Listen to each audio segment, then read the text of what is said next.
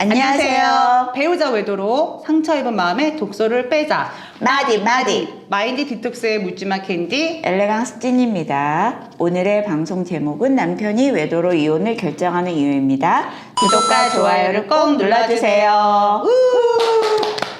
우리가 지금 할 때가 아닙니다.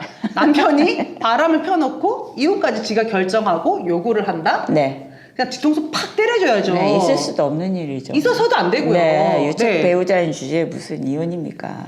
이혼 당한 당한 거 아니시잖아요. 협의 일단, 이혼하시잖아요. 네, 외도한 남편이 아내에게 이혼을 결심하고 이혼하자고 요구하는 경우는 크게 두 가지로 나뉘는데요. 네. 첫 번째, 아직 상간녀와 헤어지지 않고 그녀와 함께 미래를 꿈꾸는 경우와, 둘째는 상간녀와 헤어졌음에도 아내의 분노와 책망이 지속적이고 반복적으로 이어질 때는 이런 상황에서 아내랑 같이 사는 것은 고통뿐일 것이라는 걸 생각하고 판단이 선 경우이거든요. 네. 근데 정말 엄청난 스트레스를 안겨준 거잖아요. 네. 그러니까 어제도 저도 휴일이 문제예요, 이게. 네. 휴일이 왜 문제예요? 같이 있으면서 네. 막 묻고 싶은 거예요. 어떻게 그럴 수가 있어요? 아니, 묻는다고 그 대답을 똑바로 안 해주는데. 앞으로 미래의 계획이 어땠는데 그렇게 오랫동안 그럴 수가 있었어? 그만큼 묻고 싶어요, 정말. 미래 기획 제가 말씀드릴까요? 그 카톡이랑 내용에서 봤잖아요. 네. 그녀를 공부를 다 시키고, 네. 그 다음에 찌는 버리고, 그 자리 그 상간녀를 앉혀서 네. 미래를 꿈꿨잖아요. 네, 맞아요. 제가 간을 뒤집어서 죄송해요. 아니에요. 스페인 보내고. 네? 스페인 보내고. 무슨 스팸 보냈어요? 성지순례 스페인 저를 보내고. 스페인이라고 하는 줄 알았어. 스페인. 네, 맞습니다.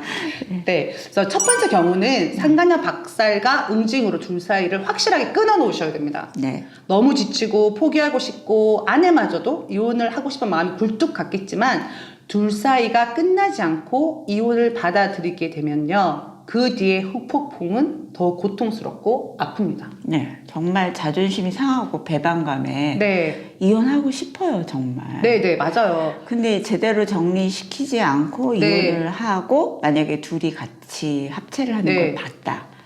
그럼 진짜 더 속이 완전 뒤집어질 것 같아요. 속만 뒤집는 게 간도 뒤집어지고 콩파 다 뒤집어집니다. 네. 온갖 장기가 다 뒤집어지니까 일단은 박살을 내고 응징의 대가를 응분의 대가를 치르게 하고 그 다음에 이제 뭘 해야 되겠죠. 네. 부부 사이의 이혼 결정은 둘 사이의 문제점을 이성적으로 판단해보고 결정하셔야 되는데요. 신성한 부부 관계에 다른 제3자의 개입으로 문제가 발생했다면 그 3자는 철저하게 빼내고 분리시킨 다음에 없는 상태에서 판단하시고 진행하셔야 되거든요. 상간녀와의 외도도 본인 마음대로 했고 아내와의 이혼도 본인이 미친 상태에서 이혼을 한다면 그건 아내분이 정말 당하는 거거든요. 이때는 상간녀가 떨어져 나가고 부부관계 회복을 위해서 죽을 각오로 다 해보시고, 그래도 안 된다 그러면 결정하셔야 되는데, 제가 요즘에 상담할 때 이런 말씀 드려요. 사실 그 전에 회사에서도 그랬고 부부관계가 지금 외도로 사이 나빠질 수밖에 없잖아요. 근데 그 외도 발생하기 전에 부부관계가 중요해요. 그때도 어떤 문제가 있고 사이가 안 좋았다라고 한다면 외도 문제가 해결돼도 그 문제는 또다시 해결할 문제거든요. 근데 지금 아내분들이 그때는 그냥 그렇게 살다가 외도 문제로 고민을 이런저런 고민을 하다 보니까 그 상황도 행복하지 않았다라는 걸 자각하시는 분들이 계시단 말이에요.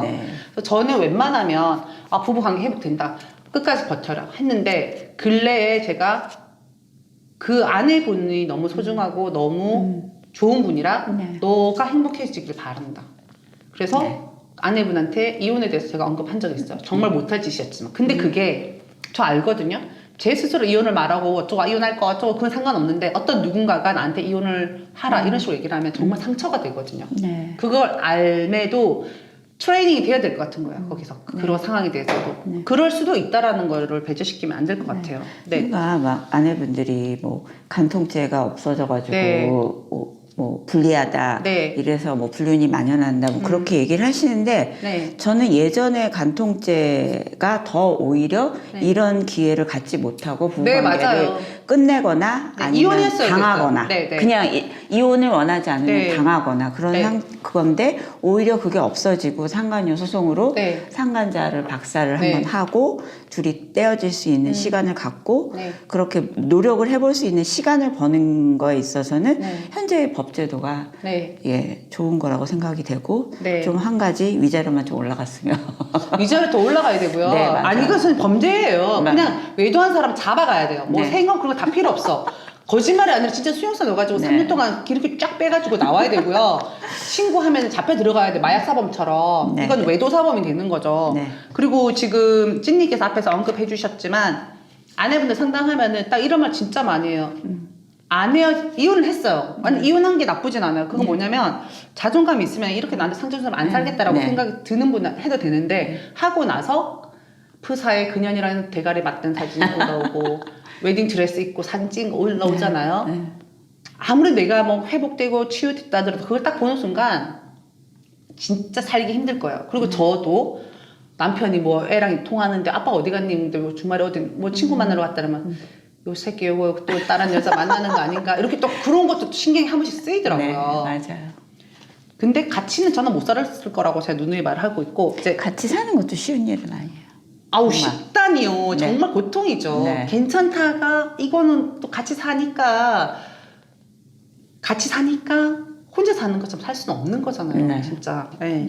근데 두 번째 경우는 남편은 되돌아왔는데 아내의 분노 해결이 되지 않은 경우 아내 역시도 마음을 다잡고 잘 살아보려고 하지만 불쑥 올라오는 분노의 감정을 컨트롤하지 못하고 남편에게 퍼붓게 되는 예. 경우에 남편분들이 이혼을 결심한단 말이거든요. 그러니까 저도 한참 그 외도 네. 상황에 있을 때 뭐 싸우게 되죠 당연히. 네. 참다가도 그러면 그때마다 캔디님이 남편한테 하는 건 네. 좋지 않습니다. 네. 진짜 이해가 안 됐거든요. 네. 근데 이제 그게 무슨 의미인지 저를 보고 얘기가 안 되면 어떡해요. 아니 몰랐죠 그때는. 네. 그때는 뭐 나 하나 그랬구나. 내 말 네. 귀뚱으로 안 들었구나. 아니 귀뚱으로 들어서 네. 그거대로 하긴 했어요. 했는데 네. 왜 그런 말씀을 하시는지는 그때는 이해를 못했죠. 네. 근데 지금 지나고 생각해 보니까 아 그래서 이렇게 나한테 조언을 하셨구나. 네. 그거를 알게 되죠. 소용이 없다고요. 네. 그러니까 당연히 분노 올라오고요. 네. 당연히 이해합니다. 네. 저는 정말 심했으니까요. 네.